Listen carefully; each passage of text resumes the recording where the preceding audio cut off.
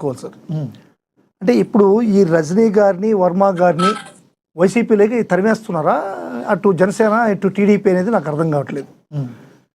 చంద్రబాబు నాయుడు గారికి ఒక విధమైనటువంటి ఒక సైకాలజీ ఉంది సార్. ఆయనకి ఏంటంటే తెలుగుదేశం పార్టీలో ఎవరైనా తప్పు చేసినా, తెలుగుదేశం పార్టీకి ఎవరైనా అపోజ్ చేసినా, మీకు 2 ఇన్సిడెంట్లు చెప్తాను. మీకు లైవ్గా ఈ మధ్య కాలంలో జరిగిన 2 ఇన్సిడెంట్లు చెప్పండి. యూరియా అనేది పెద్ద సమస్య అయింది సార్ మనకు రాష్ట్రంలో. రాష్ట్రంలోనే కాదండి, భారతదేశ వ్యాప్తంగా మనం రాష్ట్రాన్ని గురించి మాట్లాడదాం సార్. యూరియా అనేది చాలా ఇబ్బంది అయింది. ఇన్పుట్ సబ్సిడీ లేదు, రైతులకు ఇన్పుట్ సబ్సిడీ ఇవ్వలేదు. అదేవిధంగా జగన్మోహన్ రెడ్డి గారు పెట్టినటువంటి ఉచిత బీమా అనేటువంటి పథకాన్ని నిర్వీర్యం చేసి జీరో చేశారు. అదేవిధంగా పంటలకి గిట్టుబాటు ధర లేదు. ఎందుకంటే జగన్మోహన్ రెడ్డి గారు ధర స్థిరీకరణ సార్ నన్ను మాట్లాడారు సార్ ఇస్తాను. మీరు 25 నిమిషాలు మాట్లాడితే నేనేం మాట్లాడలేదండి.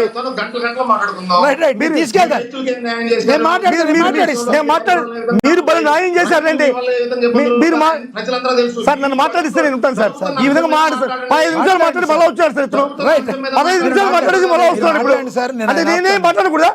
ఏం మాట్లాడుకుంటా సబ్సిడీల గురించి ఒక్క నిమిషం ఆయన ఏం మాట్లాడాలో మీరు ఎలా చెప్తారు సార్? అజయ్ గారు కాసేపు సమయం పాటించండి. నేను ఉన్నా కదా, నేను ఆపుతాను కదా. మీరు సమయం పాటించండి. కాదు సార్, అజయ్ గారు మొత్తం మీరే లీడ్ చేసుకుని మీరే మాట్లాడినట్టు ఉంటది.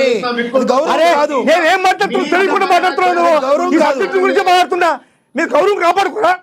నేను ఈ సబ్జెక్ట్ గురించి మాట్లాడుతున్నా. ఎక్కడ 1% డిబేట్ కావట్లేదు. నేను స్టార్ట్ చేయకముందు నీకు సబ్జెక్ట్ మాట్లాడేది ఎర్దేసిపోయా. నీకు ఏం మాట్లాడతావు నువ్వు? మధుసూదన్ రెడ్డి గారు అన్న అవును, మరి నేనేం మాట్లాడుతున్నాను నీకేం తెలుసు? ఏంటి సార్ ఇది? సింగులర్ వర్డ్స్ యూజ్ చేయొద్దు. మధుసూదన్ రెడ్డి గారు ఆగండి. మధుసూదన్ రెడ్డి మాట్లాడతారు, మీరు ఆగండి. అజయ్ గారు మాట్లాడిస్తారా? మాట్లాడిరా అజయ్ గారు కాసేపు ఆగండి. మీరు ఆగండి అజయ్ గారు. ఎస్, మీరు మాట్లాడండి. మధుసూదన్ రెడ్డి గారు మాట్లాడండి ప్లీజ్. సార్ చెత్త రాజకీయాలు సార్ ఇవి. చెత్త రాజకీయాలు, ప్రజల్లోకి నిజాలు పంపించలేనటువంటి దుర్మార్గులు. అదే సార్, ఇప్పుడు నిజాలని వీళ్ళు వినలేరు. వీళ్ళు చేసేటువంటి అఘాయితం సరే సార్. నేను ఇప్పుడు క్లియర్ గా టాపిక్ మీదనే మాట్లాడుతున్నాను సార్. 1% కూడా డివియేట్ కావట్లేదు. పూర్తిగా ఇంతే మీకు అర్థమవుతుంది. వాళ్ళకి వినపడదు. కొంచెం ఫాస్ట్ గా కానివ్వండి సార్. చంద్రబాబు నాయుడు గారు ప్రభుత్వం ఈ 2024 తర్వాత ఎలక్షన్ అయిన తర్వాత చంద్రబాబు నాయుడు గారి పాలనలో ఎన్ని అవకతవకలు జరిగాయో రైతుల పట్ల అందరికీ తెలుసు. అందరికీ తెలుసు. ఇప్పుడు రోడ్లోకి పోతే రైతులు ఏం చేస్తారనేటువంటి తెలుగుదేశం నాయకులకి అర్థమైపోతుంది ఇంకొద్ది రోజులు పోతే. Sir input subsidy 0% sir. ఒక్క ఇన్పుట్ సబ్సిడీ కూడా ఇవ్వలేదు. అదేవిధంగా రైతులకి ఉచిత బీమా అనేటువంటిది పథకం పెట్టుంటే ఉచిత బీమాని పూర్తిగా ఎత్తేశారు. యూరియా కరెక్ట్గా రైతులకు యూరియా అందట్లేదు. ఇవన్నీ కూడా రైతులు ఏం చేశారంటే మాకు యూరియా అందట్లేదని చెప్పని రోడ్డు మీదకి వచ్చారు సార్. రోడ్డు మీదకి వచ్చి ధర్నాలు, దాష్టీకాలు, రోడ్డు రోకాలు, రాస్తా రోకోలు చేశారు. అదేవిధంగా చిత్తూరులోకి వెళ్తే సార్ మామిడి రైతులకి సార్ అది కాదు సార్. టాపిక్ మీద ఉన్న సమయాన్ని మొత్తం మీరు రైతుల గురించి కాదు కదా ఈ రోజు పెట్టుకుంది సార్. నేను టాపిక్ మాట్లాడుతున్నాను సార్. మాట్లాడండి. ఇప్పుడు ఈ విధంగా ధర్నా చేసేటువంటి రైతుల్ని చంద్రబాబు నాయుడు గారు ఏం సంబోధించారంటే, మీరంతా కూడా వైఎస్ఆర్సీపీకి సంబంధించినటువంటి నాయకులు, కార్యకర్తలు, మీరు ఈ విధంగా వచ్చి ధర్నాలు చేయడం అనేటువంటిది రైతులు కాదు, మీరు రైతులుగా బిహేవ్ చేయండి, వైఎస్ఆర్ కాంగ్రెస్ పార్టీ కార్యకర్తలుగా బిహేవ్ చేయబాకండి అనేటువంటి ఒక మాట అన్నాడు. ఎందుకు సార్ ఎలాగ జరుగుతుంది? అవును సార్, ప్రతి రాజకీయ నాయకులు ఎందుకు మీరు అన్నట్టే నిజంగా ఆయన మాట్లాడితే గతంలో మీరు కూడా అలాగా సార్ అంటారు. మీరు అమరావతి రైతులందరూ కూడా పెయిడ్ ఆర్టిస్టులు అంటారు. ఎందుకు రైతులకి ఇంత దౌర్భాగ్యం ఎందుకు? నన్ను మాట్లాడండి సార్. చెప్పండి సార్, మాట్లాడండి. చెప్పండి. చంద్రబాబు నాయుడు గారు సాక్షాత్తు అన్న మాటలు, మీరు వైఎస్ఆర్సీపీ కార్యకర్తలాగా ఉన్నారు, రైతుల మాదిరిగా లేరు, రైతులకి మీకు రాజకీయం ఎందుకు అని చెప్పి ఒక మాట మాట్లాడాడు. రైతులకి మీకు రాజకీయం ఎందుకు?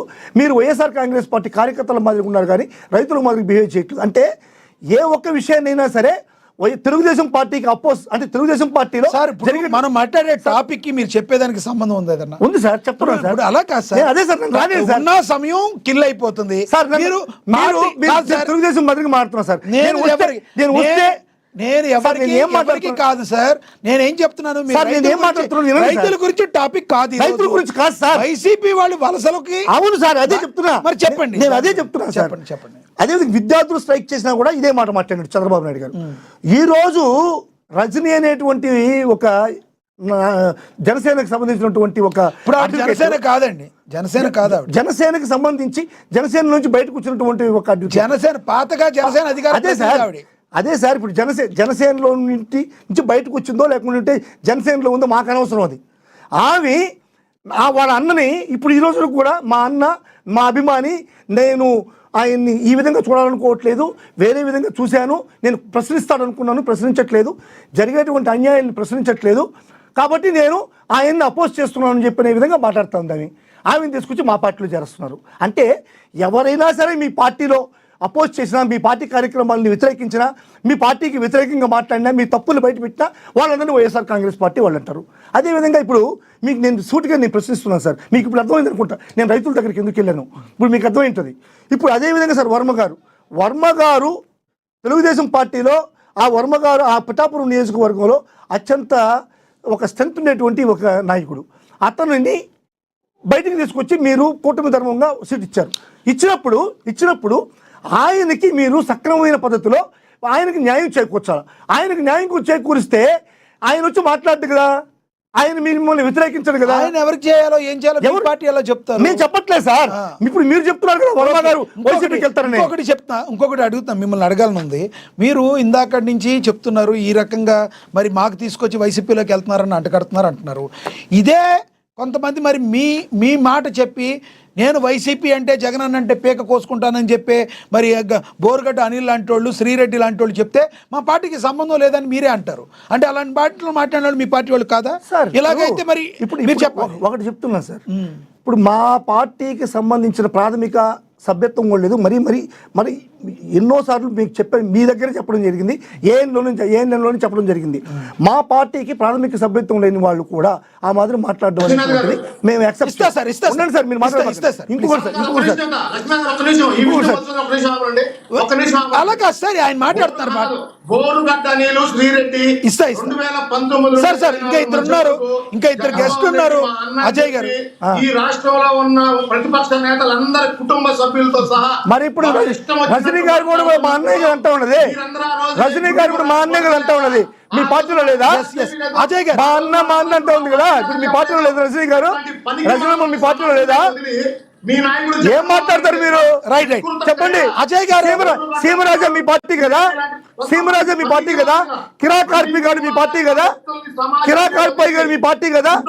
సీమరాజా ఎంత దారుణం, మా కండువా వేసుకొని మీ పార్టీకి మాట్లాడుతున్నారు. స్టార్ట్ చేశారు సార్, ఏమంటారు? ఎవరు స్టార్ట్ చేశారు? ఏమంటారు సార్? మధుసూదన్ రెడ్డి మా పార్టీ కండువా వేసుకొని మీకు లుచ్చలాగా పనిచేస్తున్నాడు, తెలుగుదేశం పార్టీ లుచ్చా మాదిరి పనిచేస్తున్నాడు. మా పార్టీ కండువా వేసుకొని మా వాళ్ళు ఆ విధంగా మాట్లాడారా? మధుసూదన్ రెడ్డి గారు ఒక మాట మిమ్మల్ని అడగాలి. పార్టీ కండువా వేసుకుని ఆపోజిట్ వ్యక్తిగా స్టార్ట్ చేయడం ఫస్ట్ స్టార్ట్ చేసింది సీమరాజేనా, లేదంటే తెలుగుదేశం పార్టీ కండువా వేసుకుని మీతో మాట్లాడిన వాళ్ళు ఎవరైనా ఉన్నారా? ఎవరు లేదు సార్, ఎవరు లేదు. సీమరాజా అనేటువంటి వ్యక్తి ఈ రోజు ఎంత దౌర్భాగ్యం ఉంటే వైఎస్ఆర్సీపీ కండువా వేసుకుని వైఎస్ఆర్సీపీ కండువా వేసుకుని టీడీపీ కోవట్టుగా టీడీపీ ఉచ్చా మాటలు ఒక్కడి మాట సార్, అది వైసీపీ అయినా టీడీపీ అయినా ఎవరైనా